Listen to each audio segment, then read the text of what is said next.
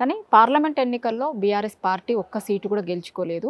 ఇంకా BRS party ఉండదు, పార్టీకి సంబంధించినటువంటి ఎమ్మెల్యేలందరికీ కూడా మేము గేట్లు ఓపెన్ చేస్తున్నాము అని కాంగ్రెస్ పార్టీ నేతలు అంటున్నారు. సీఎం రేవంత్ రెడ్డి కూడా మాట్లాడినట్టున్నారు ఈ మధ్య కాలంలో.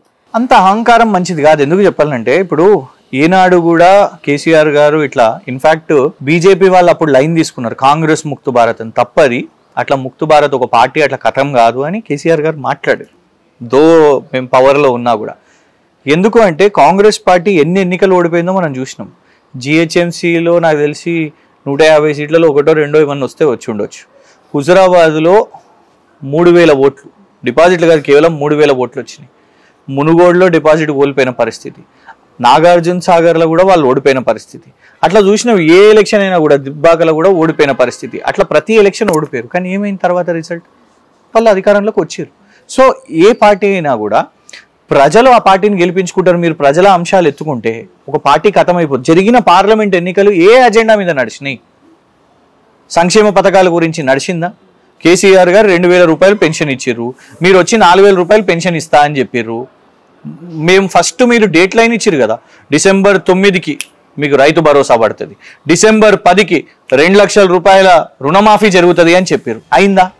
నంబర్ 1 అక్కడనే జనాలకు అర్థమైంది ఏంటంటే ఈ ప్రభుత్వం యూటర్న్ తీసుకుంటుంది అనేసి.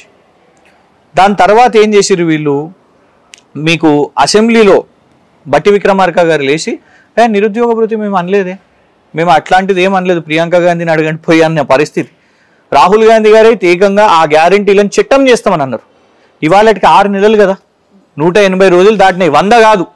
కేసీఆర్ గారు అయితే వచ్చి మిమ్మల్ని డైరెక్ట్గా ఆ 100 రోజుల్లోపు అడిగిర్రా? అసలు ఫస్ట్ దాంట్లో అడిగితే వాళ్ళు సమయం అడిగిరుగా, సమయం ఇస్తాము అని చెప్పారు.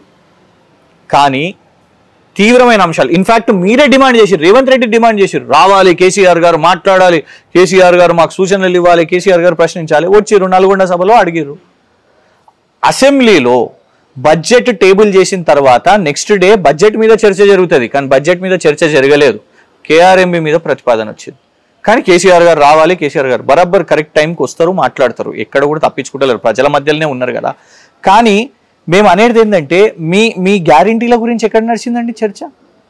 ఎత్తిర్రా మీరు పోయి 2500 రూపాయలు మహిళలకు ఇచ్చినామని చెప్పిర్రా? మాట ఇచ్చినాం ఇస్తాము అని మీరు ప్రచారం చేసిర్రా? జరగలేదు. మీరు రైతు బంధు తాపకొకసారి డిలే చేసుకుంటూ పోయారు. డిసెంబర్ న్యూ ఇయర్కి కొత్త సంవత్సరం ఫస్ట్ రోజు మీ అందరు అకౌంట్లోకి వస్తాయని అన్నారు, ఏమైంది? రాలే.